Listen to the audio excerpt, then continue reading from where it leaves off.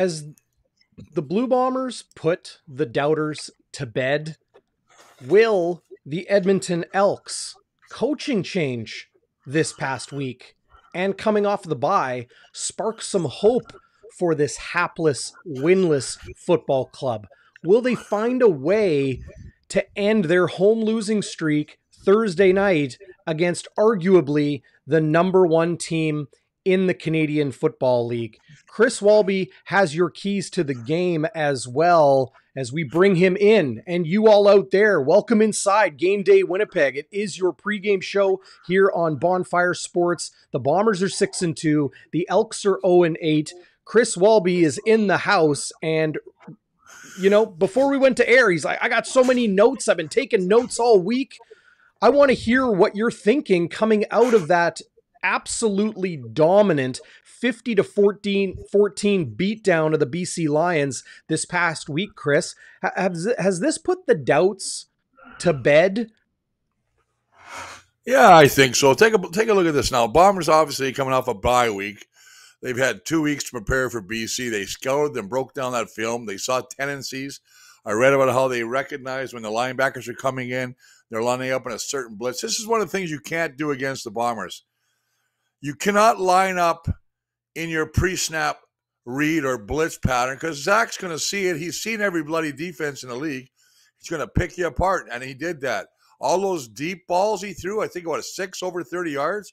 It was crazy, man. I mean, he recognized what he had to do. The receivers were on the same page.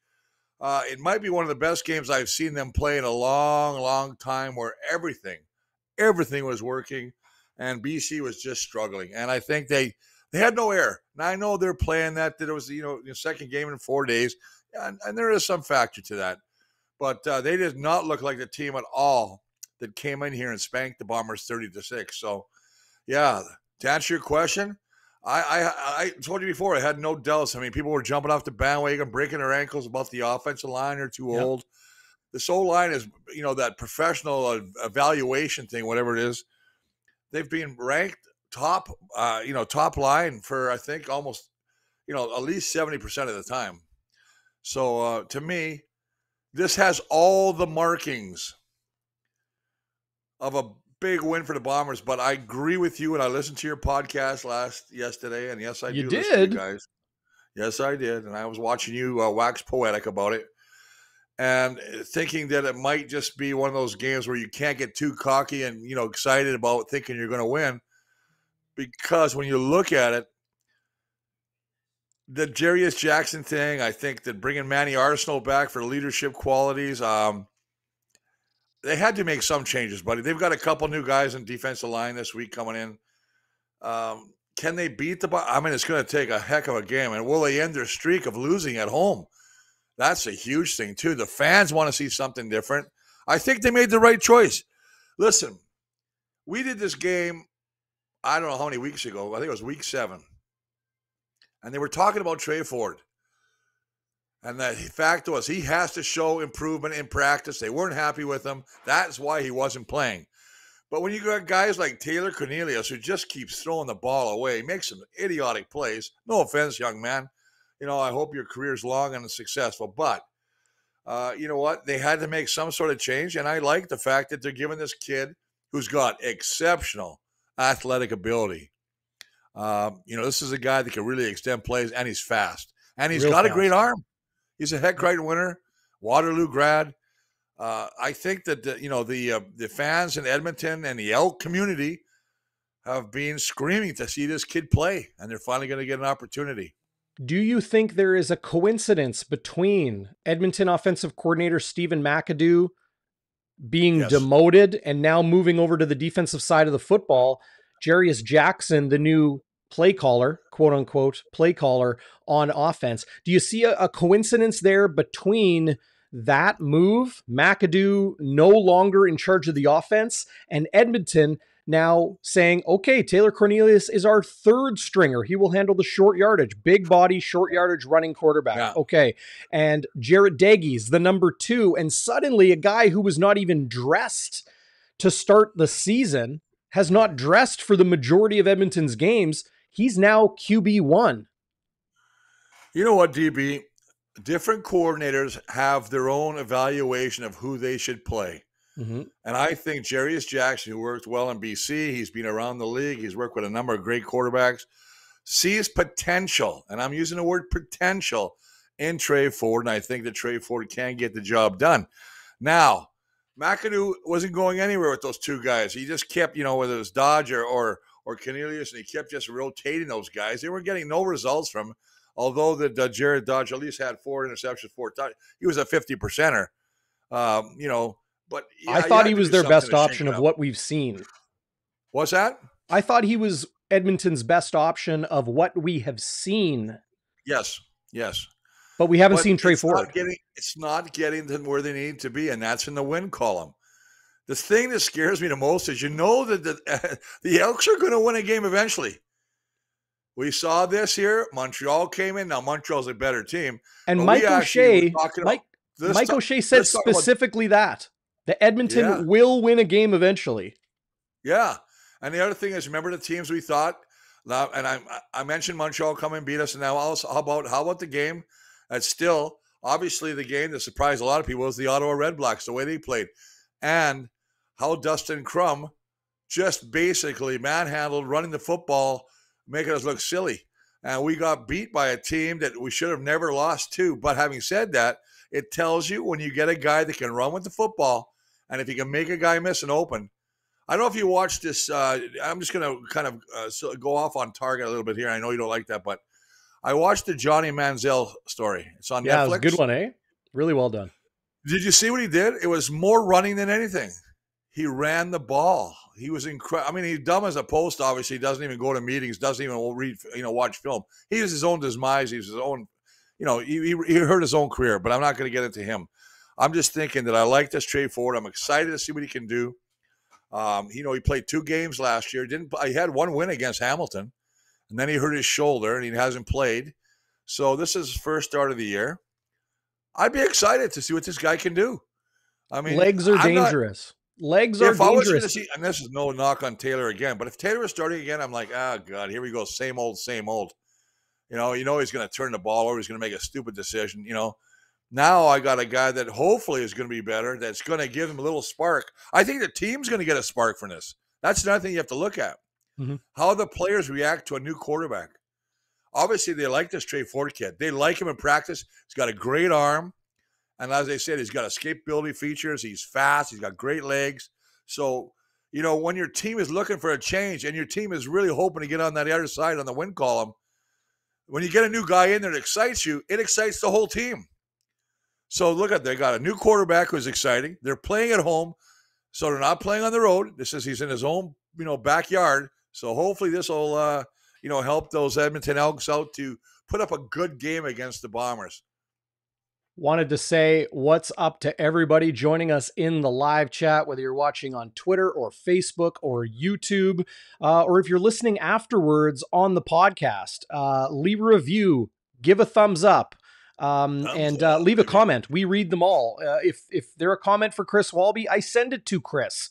So he will hear everything you got to say. But the live chat is live as it always is. And great to see everybody joining us here on Winnipeg's pregame show ahead of Bombers and Elks on Thursday night. Don't miss the postgame. Zach Schnitzer will join me, as he so often does, for Game Day After Dark here on the channel. And if you are curious of where to find all of our stuff, BonfireSports.ca is the website. You will find absolutely everything there. Does Jarius Jackson calling the plays and Tre Ford, we know what he can do with his legs. We know he has the arm to be able to make all the throws. He wouldn't be playing pro football if he wasn't capable. I don't care what his passport says, exactly. Canadian or not, Chris. But will a quarterback that has not played this year, there is little film on him, and there is no film on Edmonton with Jarius Jackson calling the plays, does that present a different type of challenge for the Winnipeg Blue Bombers? How do you prepare for that? I think you prepare it just like if it was going to be Taylor Cornelius, because Taylor Cornelius can run the football too. Maybe not as adept at taking off as a Tre Ford might be, but we haven't seen Tre Ford. So, that's the interesting thing. But I guarantee Richie Hall is just having the same defensive scheme and going to go in there with exactly the same game plan, that they went against, the BC Lions. Although a little bit more on the ends, because they're going to have to contain this guy. When they played BC, and Dane Evans is not a great scrambler. I'm sorry. He's nowhere capable of. I mean, he can extend plays. No He's offense capable, to Dane either, but that's about it. he's not in the same running or speed category as a Tre Ford. So I think you have to make sure your end state of the outside, you contain him. You want to definitely keep him in the pocket in the beginning, rattle him. Make sure you're changing up your defensive reads. Make him hold on to that football a little bit, because a lot of times, like this, and I've seen this. I've played with quarterbacks like this. As soon as they get the first read's gone, they get itchy, or I call happy feet, dancing feet, and then they start taking off and run the football. That's what's going to happen. So I think that to answer your question in a long about way, as I usually do, I think that, Jarius Jackson is going to be I think, like I said earlier today, different coordinators relate differently to different quarterbacks. And I really think that Jarius has this niche with him.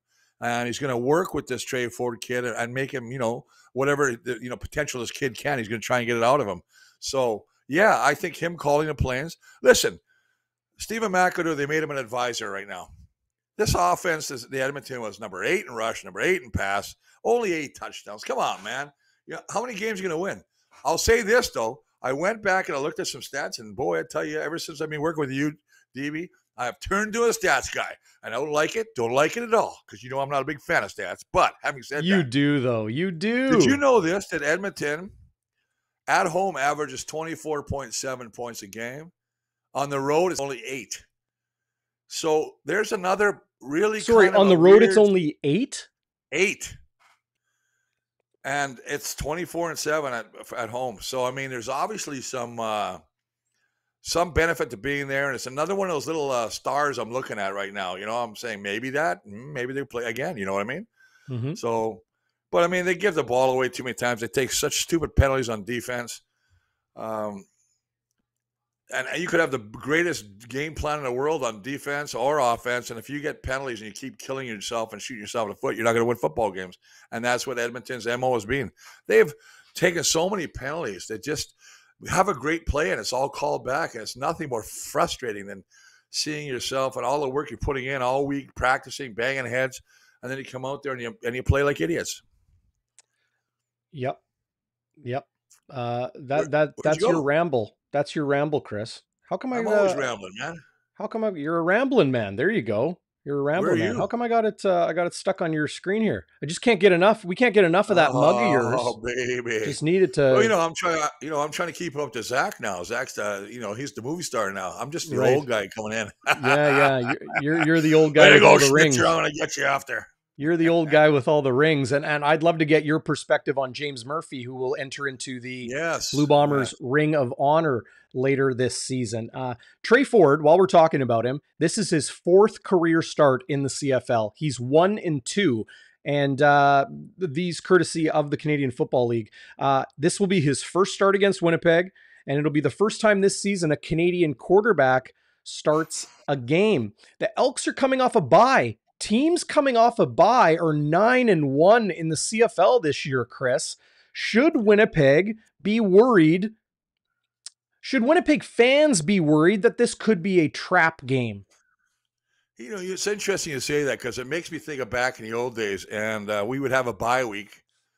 And if we had lost a game, or if we had lost a number of games going into the bye week, Cal Murphy would say, you know what, guys, you're not taking a week off. You're going to take a few days, come back for a couple of days, get a few days, and always keep you into that football mindset. I think the fact that Edmonton's had 2 weeks to look at film, they've played us in the exhibition game, which is garbage. They played us in week 7, which we won. I think it was 28-14, I think. It was 6-6 at halftime. Yeah, 6-6 at halftime. 6. So think about this now, and you got 2 weeks. And I agree. That's a great stat there, DB. And again, I'm not a stat guy, but 9-1. And it just tells me that you have so much time to prepare. You can break down the tendencies of the Bombers.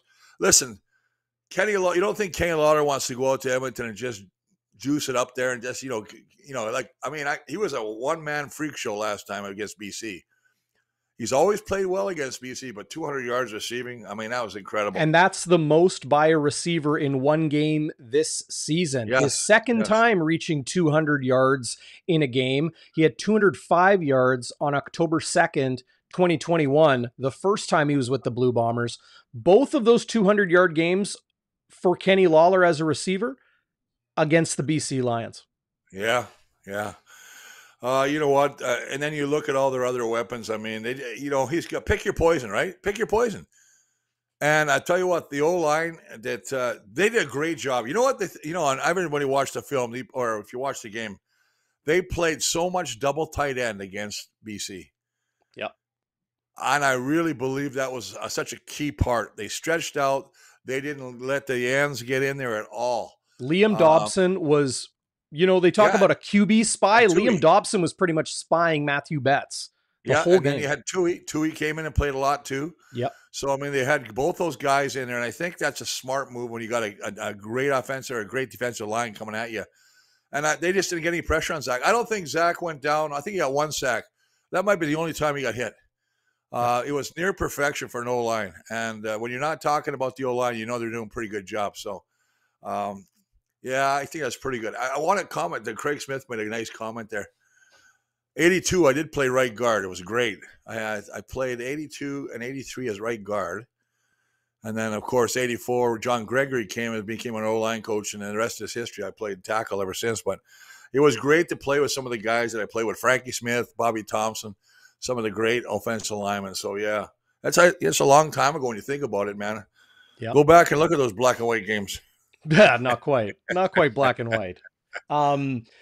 So welcome, by the way, to everybody joining us from Winnipeg Sports Talk. You are watching Game Day Winnipeg. It is Winnipeg's pregame show, looking ahead to the 0-8 Elks hosting the 6-2 Winnipeg Blue Bombers. We've been talking about Tre Ford, their new offensive play caller in Edmonton, Jarius Jackson taking over from OC Stephen McAdoo, the wrinkles that Edmonton might throw Winnipeg's way, just how good the Blue Bombers have been since not playing very well in the Crumback game against Ottawa, in the 28-14 win at home against Edmonton just 3 weeks ago, coming out of that bye, and how rejuvenated and, reestablished Winnipeg looked in dominant fashion in that 50-14 win last week. We're going to look at the depth charts. We're going to get into a lot more, but I want to mention this.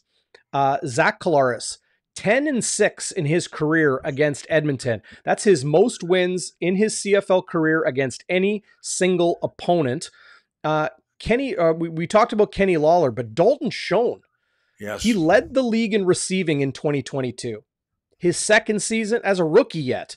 In his second season, he has just notched his second 100-yard receiving game of the year, had 137 yards against BC last week, seventh of his career, second 100 game of the season, seventh of his career. And through 8 games last season, he had 583 yards on 32 catches. This season, 610 on 34 catches. So just above his pace that led the league last year. That's the pass game. We know how dangerous it is with Collaros, just laser accurate with the deep ball, and responsible and not really even in the realm of being, somebody that turns the ball over. Dembski, Lawler, Schoen, and then Wolodarski and the rest. Rashid Bailey, I cannot forget him. But then you have Brady Oliveira, Chris. Brady Oliveira had 368 rushing yards through 8 games last year. Through 8 games this year, not 368, 593. From 368 to nearly 600.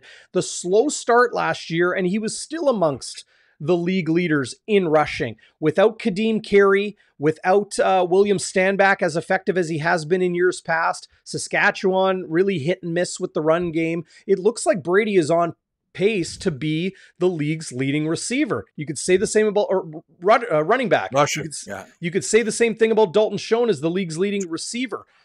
Zach Collaros could very well be a 3-time consecutive most outstanding player in the CFL. So the offense is all happening. For those out there that have doubts about the offensive line protecting, what say you, Chris Walby? Hall of Famer. I already told you. I went by the some of the doctor's offices, and all the people were putting casts on their legs because they broke them as they jumped off the cart and said, oh, this old line's too old. They had one bad game. My God, boy, I tell you what, it's amazing when you think about that, and then the way these guys have responded in play. And they got a lot of pride. There's a lot of pride in that old line room. They're probably one of the tightest groups on the football team. Yeah. They're definitely one of the best, most fun groups. I tell you that right now. And obviously I'm biased, but being in the locker room for a lot of times, I know the old line was one of the best groups we had, and we had so much fun, man. We had BNOs, right? And that was boys' night out, and you had to come out. And boy, I tell you what, if you did, we'd mess with you. So it was always a great time with that kind of stuff. And, of course, Stan Mikowas always pretended he was an old lineman when there was a party because he wanted to hang with us. So, but he was a backup. He was a backup lineman. He was backup, much like Jake. He's exactly like Jake Thomas.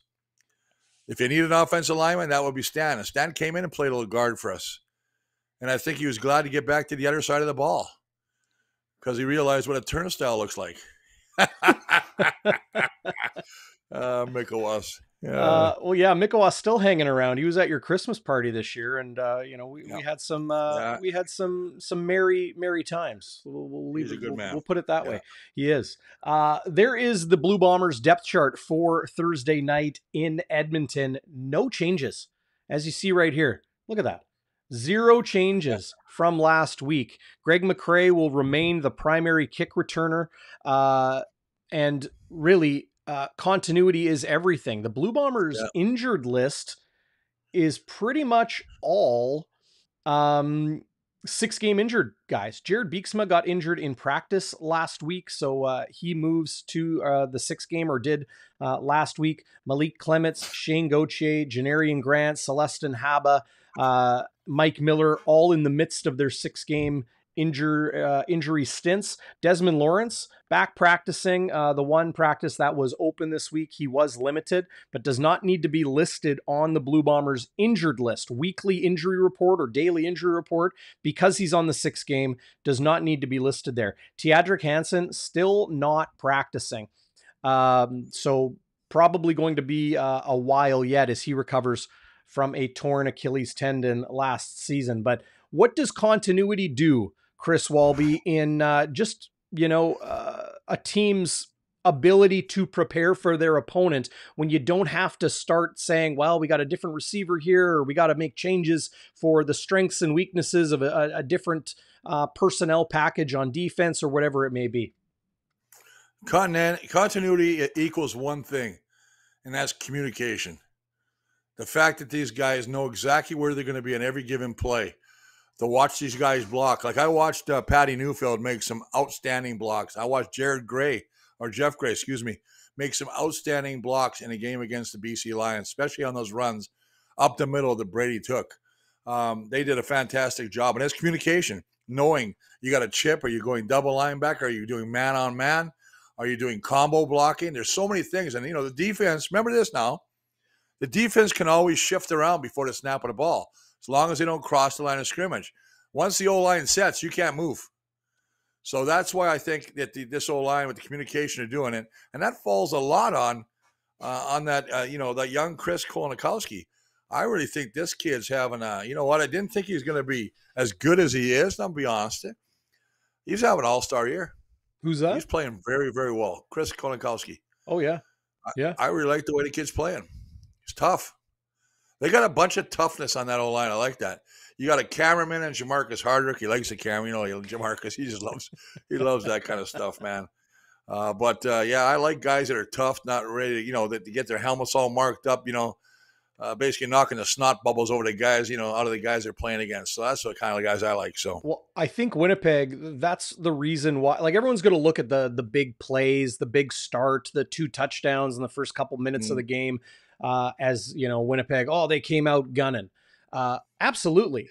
But to me, it was the physicality, the way they came out and smacked BC around, not just on offense, but on defense as well. And they didn't stop. They kept the pressure on. And again, not just putting points up, but by keeping that high level of physicality throughout the game. I asked Mike O'Shea about the Chris Jones defense, because a lot has been said about the quote unquote Chris Jones defense and how different it is in the Canadian Football League and has been for a number of years. You can go all the way back to his Edmonton Elks defense when they were called the Eskimos in 2015, when they won the Grey Cup here in Winnipeg against the Ottawa Red Blacks. And Willie Jefferson was on that team. And the system that they ran, very different. What Mike O'Shea shared when I asked about the Chris Jones defense was, one thing you always know is that he is going to have athletic, long athletes on that defensive side of the football. And, obviously the head coach is not going to share too much about game plan and strategy and scheme and the rest. But when you look at Edmonton's defense, they are built one way, and that is with experience and athleticism at the line of scrimmage. Niles Morgan, very athletic, fast middle linebacker. Adam Konar, the veteran Canadian there. To me, their best player on defense, Chris, is right here. Loucheiz Purifoy. He's the one with the BC Lions who wore the Pennywise mask from the Stephen King movies with the BC Lions last year. Time in Saskatchewan, obviously with Chris Jones as well. Back reunited with Chris Jones, and just probably the best athlete, pure athlete in the Canadian Football League. When's the last time you heard a dime back who can play middle linebacker and return kicks? That's what Loucheiz Purifoy can do. Winnipeg's offense is dynamic, is deep, is physical, is talented, but Edmonton is not built like other football teams. The challenge is very, very different this game than it is against other opponents in the CFL. And you hit on a couple guys, but I'll say this too. They've also added a couple guys who did not play in week 7. And the one you mentioned, obviously, Niles Morgan, their middle linebacker, they're really high on him. And the other one is a 2-time CFL All-Star, Ed Gainey, at the half. This guy always has a knack for making big plays. So when you get those veterans back, he's an 11-year veteran. I mean, when you get a guy back there again, and you talked about communication and continuity and all that, it's nice to get a guy with that kind of experience back there. So Morgan's going to make a huge difference in the middle. And that allows, guys like Konar and Purify to be more conscious of, they're going to have to cover some guys. But, I think this Edmonton defense is not as bad as everybody thinks. Yeah, they've given up a lot of points. Well, they're on the field constantly. The offense can't stay on the field. Well, that's the biggest thing. And that's why stats that's why I want to take a plunge into stats sometimes. Because the offense is so poor. The defense is playing I looked at their time of possession. I think they're number 8 or 9. They're never on the field. You're 100% right, DB. Mm-hmm. And the fact is, you look at their rushing. They're giving up 142 yards a game rushing. Well, you think that might happen if you're out there, you're playing like 3/4 of a quarter? Yeah, and you're down. Eventually, you're going to wear down. You're down. So the other team's going to run the ball. They're going to run and run. If this stays to form, if Tre Ford and that offense don't get going, Jerry Jackson doesn't light a firecracker under these guys, I think that you're going to see a Brady Oliveira in our offense. They're going to have a big day because it's going to be up to, basically our defense, which is very good, to keep that Edmonton offense off the field and then tire out that Edmonton defense. Dylan Mitchell at receiver, Stephen Dunbar Jr., big free agent signing from the Hamilton Tiger Cats last year. You mentioned Manny Arsenault. Back in the Edmonton Elks lineup. Veteran, physical, and very, very smart. Kieran Moore, free agent signing from the Saskatchewan Roughriders. All of these players, very talented. It's all about can they get the ball into their playmakers' hands? Kevin Brown took the CFL by storm late last season. Incredibly effective, talented running back that has a power game with speed. It all comes down to Taylor Cornelius's inability to be accurate with the football. Jared Dagey stepping in a little bit of relief the first third to half of the season and being inexperienced and kind of middle of the road. Here is Tre Ford, enter a dynamic, speedy, and capable quarterback with his legs and his arm. This is not the Edmonton Elks offense of the first half of the season. Jarius Jackson, now the play caller. I know we touched on it early, but for those that joined us coming out of Winnipeg Sports Talk, Jarius Jackson now calling the plays instead of Stephen McAdoo, a new quarterback. The challenge will be real. I think it's reassuring a little bit that Winnipeg has that continuity on the defensive side of the football. And while Adam Bighill gets the acclaim and the accolades, rightfully so, Kyrie Wilson was such a breath of fresh air and just capability added to a Winnipeg Blue Bombers linebacking core that was a little bit thin prior to his return. Yeah, and I just want to touch one more thing on Edmonton, and that's we talked about continuity, you talked about communication. The thing that Edmonton really got screwed up last year is they had so many injuries in the offensive line. This is the same offensive line that played last time in Week 7. These guys have been playing together, starting to get better. You got Foucault and Ivy, Kurtula and Boyko at the right tackle. But I want to say this: when you got that kind of offensive line, and I like Kevin Brown, I've been a big fan of the running back they have. Manny Arsenault, what do you get with him? Not only a veteran receiver, but can the guy block downfield? One of the things he is, he's got a nose. He likes the contact. Big body and physical. Down the field. And then you're looking at Dylan Mitchell, the outside wideout. In 3 games of the 2 he's played, he's had over 100 yards receiving. He's a big play guy. They have to attack the Bombers. They have to go deep, just like the Bombers did to BC. And then everything else will open up. If they start playing that, I watched Calgary play, and they're just doing a dink. We had 149 yards passes. They won the game. I don't think he threw a ball over 10 yards. And I'm talking about Mayer. Mm-hmm. It was unbelievable. And I was talking to Mike Kelly, the head coach of the Bombers, who I met last week for a couple of sodies. And he was saying the same thing. He goes, what's with all the dinking and dunking passes now? So I loved the fact that I saw, Zach go deep and really expose the BC secondary.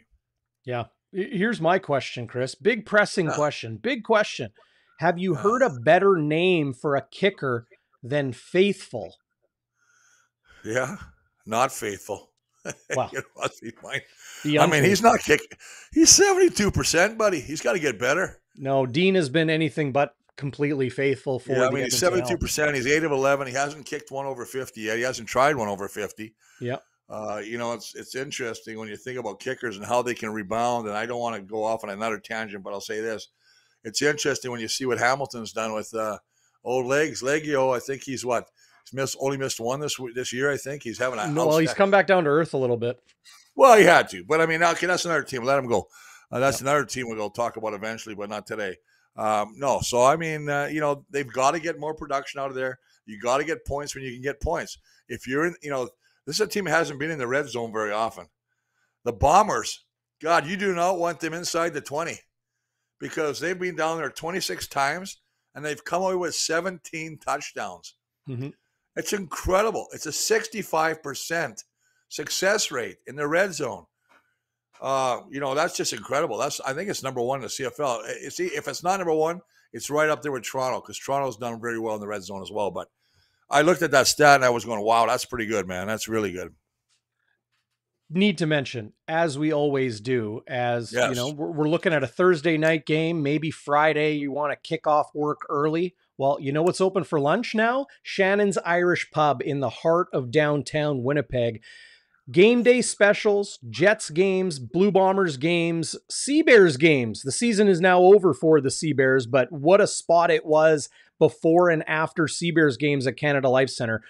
Shannon's Irish Pub, 175 Carlton Street. It's just a quick saucer pass down the block from True North Square, underneath the streets of downtown Winnipeg. Eclectic atmosphere, classic pub favorites, and more that you may be surprised by, both in their food and drink menu. You see it on the screen, 21 beers on tap, including so many of your local microbrew favorites. Shannon's Irish Pub. Go check them out. 175 Carlton Street, and you can find them also shannonsirishpub.ca. Friday afternoon, after a Thursday night Bombers game, head down to Shannon's for lunch and get your weekend started early.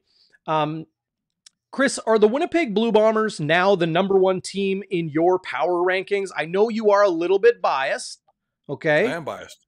But the Argos lost their first game of the season. Yeah. And they also lost their starting quarterback. Still unclear whether he will play this week against Ottawa in Chad Kelly. Okay, listen, this is no dog on Mr. Kelly. But I want to know how you hurt your ankle and you're not sitting down with ice on it and you're standing there on an ankle that's supposedly damaged. Yeah. Seriously. Why you watched Patrick Mahomes last year? Why wouldn't they elevate it, ice it, take any extra pressure off it? Swelling, blood goes downhill, brother. I get that, but often players want to play, right? So he's putting weight on it and trying to walk off that pain. You mentioned the Johnny Manziel documentary. You mentioned the Johnny Manziel documentary on Netflix. I don't know if you saw the quarterback documentary that was on Netflix as well that followed a trio of NFL quarterbacks. And what happened with Patrick Mahomes? Had that high ankle sprain in the playoffs, and he just kept walking on it, trying to be okay. No doubt he went into the room and, got shot up and did what he needed to do. Not saying that's what happened with Chad Kelly about the shot up, but he was definitely trying to walk and see if it was working for him. They kept him out in the second half for precautionary reasons. Do you buy into it? Is he going to be okay? Yeah, he's going to be okay. I think he's fine. I mean, I understand the cautionary measures, protecting your starting quarterback. I just found it very interesting. And I didn't see him walking a lot. I just saw him standing there. And I also know that I've played with a lot of quarterbacks who have said, hey, unless it's broken, put me back in. Mm-hmm. Or let me do something to get back in. I didn't see any hunger in him. And I might be 100% wrong, but I didn't see any hunger in him or I want to get back in. I didn't see him in a coach's ear going, hey, man, let me back in. Well, and let's remember, too, the Argos were not playing very well. I think they would have lost that game even if Chad Kelly stayed in, unless he was able to orchestrate some late game magic. Yeah, but still, that's like going to a game and we're getting beat, not bad, where they weren't getting beat bad, and then say, okay, Dunnigan, you know what? Come on out. You might as well stay out. They're getting pressure. They're getting killed. You're getting killed anyway. Yeah. Come on, man. You're maybe to play a game. It's a game. It's a tough game. So, to me, and again, I'm not on the sideline, but if I ever had a quarterback that I thought was milking it, I would lose all respect. And I'm not saying he's milking it, but I wouldn't, oh boy, I'd have a hard time, busting my ass for a guy if he's going to go out with a little freaking sprain. No, I hear you. And we very well may be reading too much in between the lines, but if Chad Kelly was, being a little bit conservative and not trying to show that grit, it might say something about his character. At the same time, it might be the coaching staff saying, whoa, let's not do anything dangerous here. We got a long season ahead of us. And Toronto has been a powerhouse all season long. It was a loss I think the guy that they lost, and I don't want to start talking about Toronto very much, but I'll tell you this. They have a running back that I'm in love with. That Ouellette guy. Oh, yeah. AJ Ouellette. I love this guy. That he is the epitome of a warrior. And I got my Walby Warrior hat on right now. And I'll tell you right now, that guy, the way he plays, I love the way he breaks tackles. He puts his shoulder down and keeps going.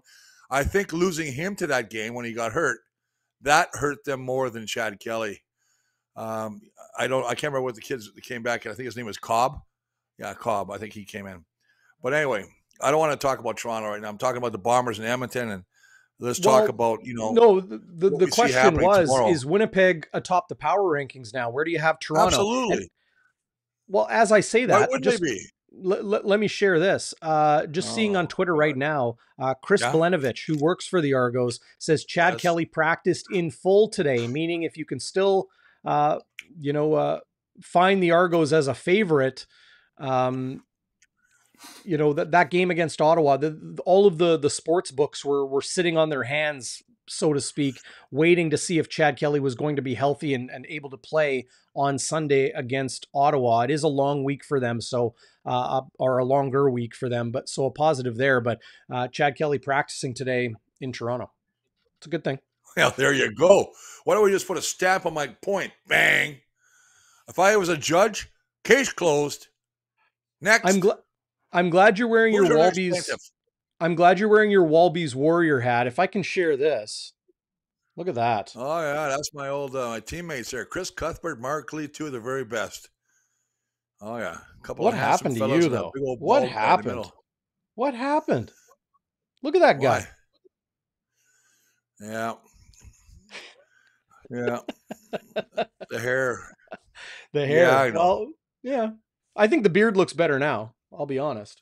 Yeah, I don't mind it, man. It's the kids like me. They all think I'm Santa now, so that's great. I get a lot Sure. of kids Well, you're a dragging me in the grandfather store. now. Yeah. Yeah. Well, I go to the shopping and people hand me their Christmas list already, so that's kind of nice. Right. And then they expect you to go outside and hop on your Harley or your Honda Goldwing, right? There you go, Darrin. Have you been a good boy? That's All the right, let's modern get day back to the Santa game here, sleigh. Goof. Yeah.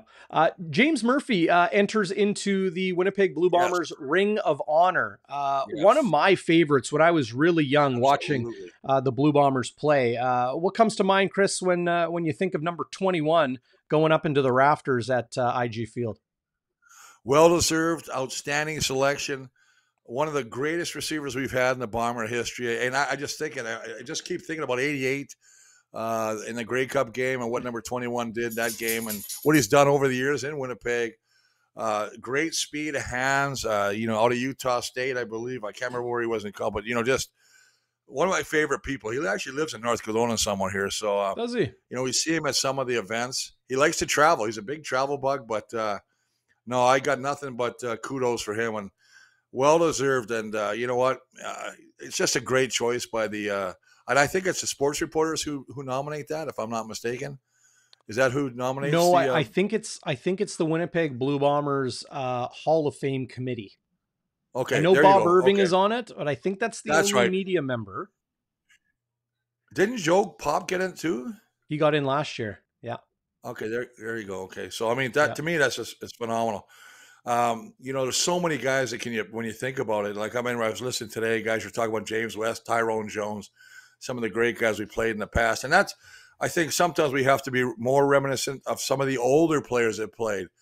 Guys like Bill Frank, a lot of these other guys are just studs back in the old days, right? So hey, nothing but respect and love for the man, number 21. And, we used to always say, James, you look marvelous today, because he was a marvelous Murphy. Well, he set a lot of Winnipeg Blue Bombers franchise receiving marks that Milt Stiegel went on to break. But when your records are broken by Milt Stiegel, you know you're pretty good and up there amongst the greatest of all time Who in Blue never Bombers said a history. word in 2 years in the huddle. I was in the huddle with him. Hmm? Do you know that? He didn't say a word? Milt was quiet. And then all of a sudden, he was... Milt found. Then he started coming out of his shell, as they say. The turtle man came out of his shell. And the rest is history. I mean, probably one of the greatest, if not one of the greatest receivers ever played at CFL. No question. No question. And another Winnipeg Blue Bomber former Blue Bomber is now looking like getting a little time on the TSN panel, as Enoch Mwamba has been hanging out in Toronto at Agincourt Where Studios. are the old linemen? Mm. TSN. Come on, man. Yeah, since the passing of Schultze, we haven't seen anybody on the O-line. Schultze was great, man. Now it's just DBs and quarterbacks and ex-coaches and ex-general managers. And now we're going to get, I guess some cheerleaders going to get in there so we can be, we don't have to be so, what do you call it, chauvinistic. So we'll probably get some cheerleaders in there now and do some stuff. You lost me. I don't know what you mean. I'm just very upset with that. I just think, like I said, and I've talked about this a lot of times, I need to see more bloody pit action. Show me the pit. You want to see the Show me line of what's going scrimmage. on. Yeah. Yeah, I want to see the line of scrimmage. I want to Well, see they what's follow going the on in there. ball, right? Huh? They follow Well, the I know they ball. follow the ball, but you should always have one camera dedicated to the O line or the D line, wherever. Yeah. You know what I mean? Sorry, that was just something that I believed in big time when I was with CBC, and Yeah. CBC did a great job allowing me to do that. One of the favorite books I have that I still thumb through once in a while is called "Take Your Eye Off the Ball," playing on the cliche "Don't take your eye off the ball." But it's a football book. I think there's two of them now. Take your eye off the ball. Watch away from the ball. Unfortunately, television broadcasts are going to follow the quarterback dropping back in Yeah. the pocket and then the ball in the air going downfield. So you don't see how the receivers get there. You don't see how the blocking scheme and the pass rush Yes. often develops. I hope in the future that technology continues to evolve and we can Yes. see some different views of the game Yeah. live. That would be Oh, awesome. remember at the Grey Cup they had the above camera that follows. That's kind of a neat looking shot too when you can look Yeah, right like down the on the video play. game view. Yeah. I think I saw somebody tweeting me this week. They were very upset that somebody in the NFL, it was an O lineman, finally got inducted into the NFL Hall of Fame. And they said they thought it was like the first or second O lineman ever inducted into the Hall of Fame. And I was like, well, really? Because I, for some reason, I thought there'd be more. Well, anyway, I don't know if the guy had his stat wrong. I just said, And there you go. Craig Smith again. The man has the memory. 1984 West Final against BC. Murph with a great catch. Yeah. Yeah. Yeah. He's a stud. We could probably go through every film and show highlight catches by James Murphy. And that's how good he was. No doubt. No doubt he was. And going into the Ring of Honor a little bit later this season at IG Field. But the task at hand, of course, is the Blue Bombers looking to build on a huge win against BC last week, going into Edmonton, facing a winless Elks club coming off of a bye. What are your keys to the game, Chris, that will lead to the Blue Bombers capturing their 7th win of the season that may end up putting them in first place in the entire CFL? Well, I know you're not going to want me to say this. I won't. Just show up. No, I'm not going to say that, because no. I think seriously in offense, listen, this is a team that gives them a lot of running yards. So I think you got to run the ball. They're averaging 140 yards given up. But I love the fact that what Zach did last week, and that is deep balls. Stretch this Edmonton defense. Let's see how good they are. Let's see if Ed Gainey's back to form, on a DB spot. And then I love the fact that, they talked about it. Change the cadence. Because, Edmonton's going to try and bring the house. Chris Jones in that defense is going to try and put pressure on Zach. So make sure you're not always going on one or two. Change that snap count, and that'll help you out a lot. On defense, I talked about this already in the podcast here, DB. Do not give Tre Ford. I know he hasn't seen a lot of football, but don't start, lining up in your pre-snap reads. And I really think the key to him is to keep him in the pocket. And I think if you do that, you got a great chance. Limit his running ability, limit his legs. And then on special teams, it's just let's get some good. Let's continue to win the battle of field position. I can't say anything bad about our special teams because I think they're doing great. I think that Greg McCrae might have a breakout day. We'll have to see. He's getting better every time returning to football, so maybe it's more of a comfort thing with him now. But those would be my keys. I like that. I like the call on Greg McCrae. What I think we might see in this game, Chris, is because Edmonton's defense approaches things so differently than other teams do, often they will drop 9 into pass coverage and only rush 3. And they do that often on first down, really forcing teams to adjust how they approach first down. So Chris Jones loves putting teams in second and long. So I look at Brady Oliveira, and whether it is the delay run game or the short screen game, passes out to the flats, bubble screens, delayed screens, zone screens, that sort of thing. I think those are ways Winnipeg is going to get a little bit creative and probably have a very, very different offensive game plan this week in Edmonton than they did last week against BC. Okay, but that's what I talk about. If BC or excuse me, BC, smack my head.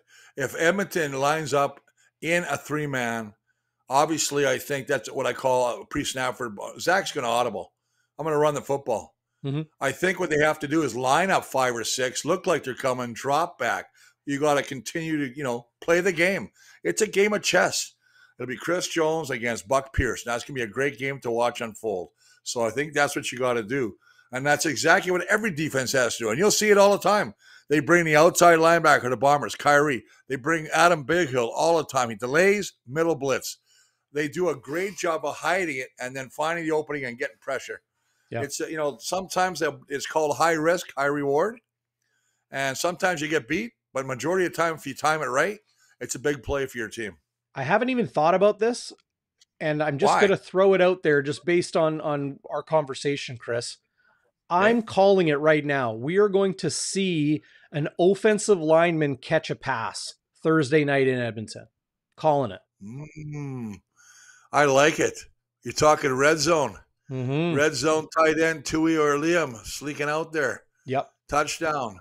Yep. Oh, boy. You know what? I can't argue with that. That sounds like a great – and I can see him doing it because we've seen the Bombers with Prukop, 2nd and 1, pretending he's going to run, throws a deep ball to Dembski or something. And somebody made a great comment here, and I'm sorry I didn't give you the credit for it, but – and it was basically that he thought that Nip Dembski had some of the best over-the-shoulder receiving catches. Oh, yeah. Willie Mays. He just seems – he has a great ability to adjust to the flight of the football.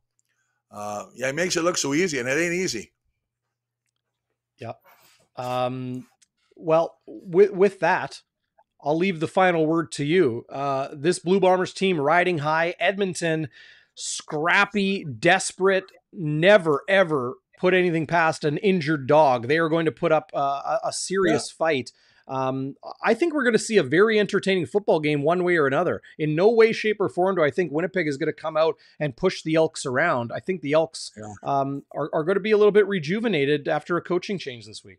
And I think that you hit a great point earlier. The last time they played week 7, tied 6-6 after the first half. And then the Bombers kind of took control in the second half. But I'll say this. I don't think they're going to put 50 points on like they did against BC. No, I just don't think it. I think they had a beautiful day, and I think they ran a beautiful game plan against BC on all sides of the ball. But I think that Edmonton has had 2 weeks to prepare, to look at film. So I think Edmonton is going to be a different bird. And I just hope tomorrow's not the day where the Elks get into the win department, because I think that'd be a bit of a shocker. I don't expect them to. I think it'll be a closer game than we expect, but I still think the Bombers are going to win by 9. Agreed. Well, part of your game plan should be stopping by Shannon's Irish Pub at 175 Carlton Street. If you haven't been, go check it out. And the food is awesome. Open for lunch on Fridays, so we'll see you there. Get your weekend started early at Shannon's Irish Pub. You can find them on Instagram and shannonsirishpub.ca. 63 burger, a Walby burger, or a 50 burger? I don't know what you prefer, Chris. I'll take a Walby burger any day of the week. Yeah.